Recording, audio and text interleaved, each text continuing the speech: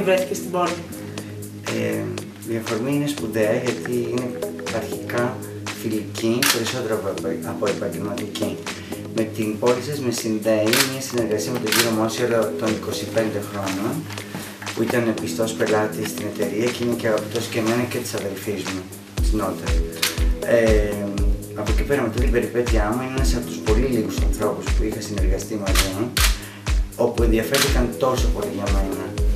Οπότε εκεί είδα ότι ήταν μόνο η φιλία, πιο πολύ σπουδαίο, οπότε ήταν η σχέση επαγγελματική, γιατί έτσι κι αλλιώς είχαμε σταματήσει λόγω των καταστάσεων να συνεργαζόμαστε μαζί. Και μου είπε πάνω από 10 φορές ότι πρέπει να έρθεις κάτω στην πόλη μας, να σε φιλοξενήσουμε, να δούμε πράγματα. Εγώ πάντοτε έψαχνα να βρω μια αφορμή έτσι επαγγελματική για να ανταποδώσω, ας το πούμε κατά κάποιο τρόπο, αυτή την καλοσύνη.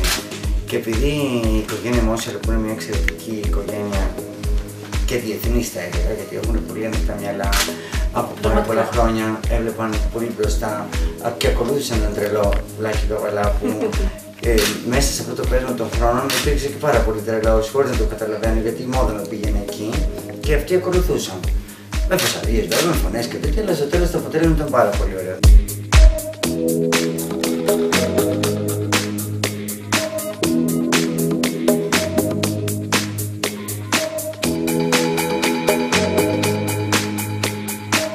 Έχεις αυτή την αφοπλιστική ειλικρίνεια πάντα, από πάντα. Δηλαδή μέσα σε 2 λεπτά μου είπες ακριβώς όπως έχει κατάσταση. Δηλαδή αυτό πώς αντιμετωπίζουν όλοι γύρω σου, αυτή την αφοπλιστική ειλικρίνεια που έχεις και μετά από αυτή την εμπειρία, γιατί και αυτό είναι πολύ σημαντικό. Κοίταξε να δεις, ένα λιοντάρι είναι το πιο γνωστό ζώο στο τσίρκο. Αν πας στο τσίρκο θα πας για το λιοντάρι και για τον ελέφαντα νομίζω.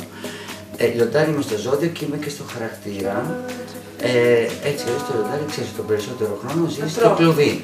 Αλλά όταν βγει από το κλουβί και είναι δαμασμένο, κάνει πολύ ωραία πράγματα και κάνει μοναδικά. Είναι αυτό που βγάζει τα περισσότερα εισιτήρια στο τσίρκο. Εγώ νομίζω ότι η ζωή είναι ένα τσίρκο και αν δεν είσαι λιοντάρι δεν το βγάζεις πέρα.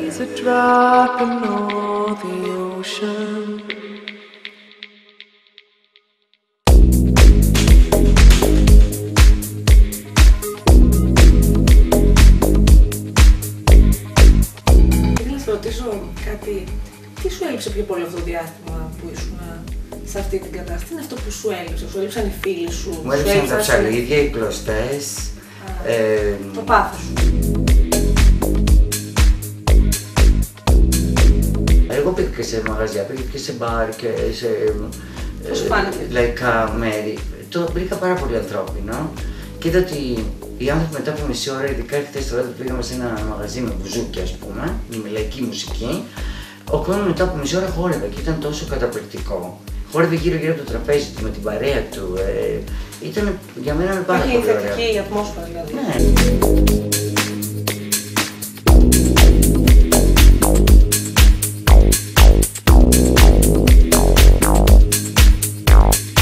Μέσα από όλη την εμπειρία σου, συνειδητοποίησες ποιοι άνθρωποι σε αγαπάνε πραγματικά ή ένιωθες την αγάπη και αυτό σε στήριζε? Κοίταξε, όταν είσαι ένας ιδιαίτερος άνθρωπος σε μια πόλη και σε μια χώρα, έχεις τα συν σου και τα πριν.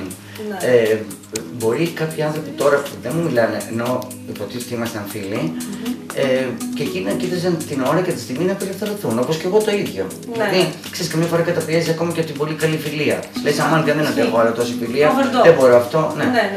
Οπότε νομίζω ότι όπως μπορεί να αισθάνθηκα εγώ για κάποια άτομα, άλλο τόσο αισθάνθηκα και κάποιοι άλλοι.